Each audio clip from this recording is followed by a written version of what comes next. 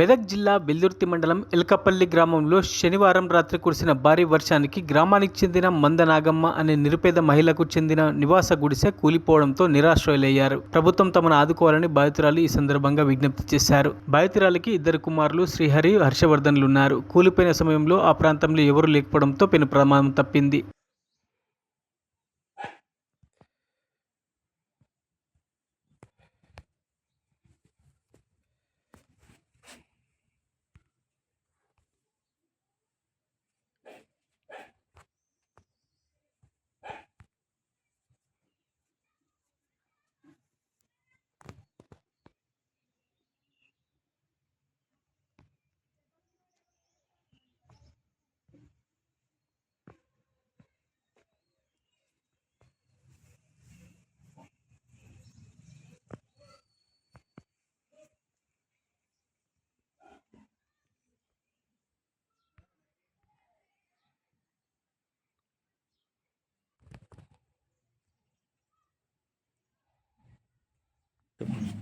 బిడ్డలు కూలిపోయినాయి.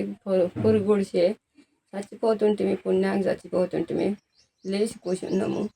రాళ్ళ మీద వాడు వర్షం పడ్డది. వర్షం పడి మొత్తం కూలింది. పురుగు గుడిసే ఎట్లా చేస్తారో మీ దాయ. ఉండటానికి ఇల్లు లేదు, ఏది లేదు. పిల్లలు ఆగమైనారు. ఆగం చేసిపోయిండు మా ఆయన. కొడుకులు, నేను ఒక్కదాన్ని.